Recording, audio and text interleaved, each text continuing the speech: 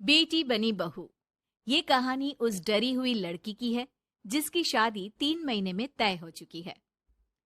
अरे क्या रमा, क्यों उठ गई बेटा इतनी जल्दी? थोड़ी देर और आराम कर लेती ना। नहीं माँ, ठीक है, कोई बात नहीं।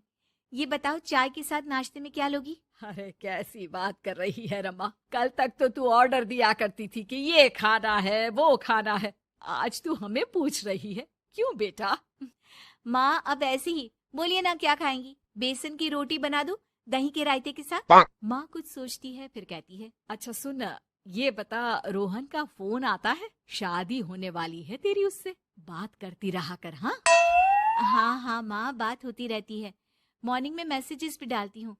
अच्छा माँ, नाश्ता बना कर आती हूँ। ये बदलाव रमा में अचानक आए थे। कहाँ तो वो देर से उठती, बिस्तर पर ही नाश्ता खाना और आराम से नहाना। माँ ने बचपन से ही किसी राजकुमारी की तरह रखा। पढ़ने में होशियार और काफी सोचने वाली लड़की थी रमा। क्या बात है, आज तो नाश्ता बिल्कुल अलग बना है। ये कॉम्बिनेशन अपने घर में तो मैंने नहीं खाया। पापा, वो रोहन की मम्मी सोमवार को यही खाती है, इसलिए मैंने बनाया सीखने के लिए। ठीक नहीं लगा तो कुछ और बना देती हूँ। अरे नहीं नहीं, हमारी समधन जो खाएगी हम भी साथ बैठकर वही खा लेंगे। वैसे इट्स वेरी हेल्दी। हाँ रमा, गुड, वेरी गुड। पापा के मुंह से तारीफ सुनकर रमा खुश हो जाती है। वो रोहन को फोन करती है, पता है पापा ने मेरे हाथ के नाश्ते की तारीफ की, बोल रहे थे it's very tasty Rama. Good good, सही है। अच्छा देखो, कल मम्मी पापा कुछ भी ग्रीन वेजिटेबल का खाते हैं, जैसे पालक पनीर या फिर मिक्स सलाद के साथ ब्राउन ब्रेड। तुम बना लेना कल, और हाँ पिक्स शेयर करना, मैं माँ को दिखा दूंगा। ठीक है, भेज दूंगी। अगले दिन रमा फिर कुछ नया बनाकर रोहन को फोटो भेजती है। अपनी माँ को दिखा देना, ये मैंने बनाया है। तभी वहाँ उसकी माँ आ जाती है। ये क्या बेटा, ये हाथ कैसे चल गया तुम्हारा? अरे कुछ नहीं माँ, वो तो बस ऐसे ही। आप बताओ ना, क्या चाहिए? अरे कुछ नहीं बेटा, ला मैं हाथ में दवा लगा देती हूँ। माँ हाथ में दवा लगा रही थी कि पता नहीं रमा क्या सोच रही थी, थोड़ी परेशान सी थी। क्या हुआ रमा, क्यों परेशान लग रही हो?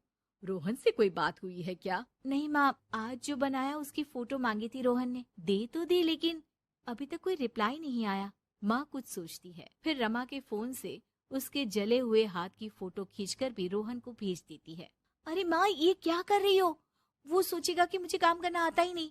हाँ तो सोचने देना, पढ़ाई में नहीं मिल पाता था वक्त, जितना सीखा है काफी है।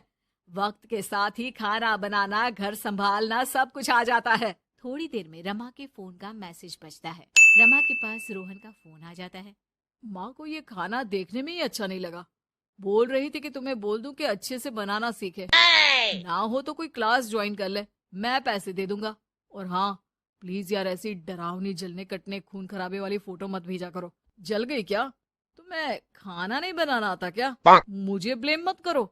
मैंने ब्लेम करने के लिए नहीं, बस अपनी सीरियस एफर्ट दिखाने के लिए ये फोटो भेजी थी। वैसे भी मैंने नहीं, मॉम ने भेजी थी, पता नहीं क्यों। ओ यार, तुम्हारी मॉम क्यों इतना इंटरफियर कर रही है? वैसे अभी ये हाल है तो बाद में तो वो हमारे घर में ही ताक जाग करती रहेंगी।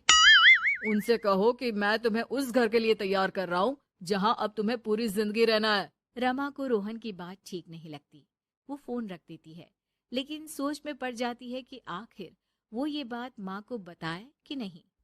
अब हर वक्त या तो वो रोहन का बताया खाना बना रही होती है, या उसके कहने पर उसकी पसंद की टीवी शोज, वेब सीरीज या फिर किताब पढ़ रही होती है। क्या बात है रमा, आजकल मैं देख रही हूँ कि तुम बहुत परेशान सी रहने लगी हो। कोई बात हो तो बता दो बेटा। नहीं माँ, वो रोहन ने कहा था कि उसकी पसंद मुझे पता होनी चाहिए, जिससे कल को हम साथ हो तो हम लोग मिलकर अच्छे से बात कर पाए। उसने कुछ वेब सीरीज देखने को कहा था, लेकिन क्या कहूँ माँ, मेरी तो समझ में ही नहीं आ रही वेब सीरीज। अरे तो बोल देना रोहन को नहीं देखनी, या फिर एक काम कर, तू उसे अपनी पसंद का सिर्फ एक गाना सुनने को बोल। ला मैं मैसेज कर देती हूँ।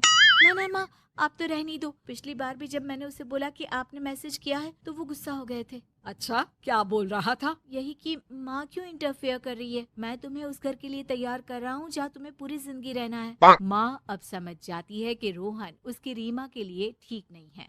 रहने दे रीमा, ये रोहन मुझे ठीक नहीं लगता। तू बोल तो मैं कोई और रिश्ता देखूं। अरे नहीं माँ, मेरे पूरे फ्रेंड सर्कल में ये बात हो गई है, नाते रिश्तेदार आस पड़ोस सभी। हाँ ठीक है बेटा, चल कुछ दिन और देख ले, लेकिन ये मत सोचना कि यहाँ शादी नहीं हुई तो कुछ बुरा हो जाएगा। ये देखना कि इससे शादी हुई तो भविष्य कैसा रहेगा।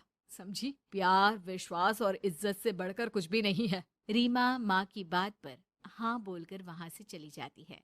अगले रोज रोहन का फोन रीमा के पास आता है। मैंने तुम्हें एक स्किन डॉक्टर का फोन नंबर दिया है।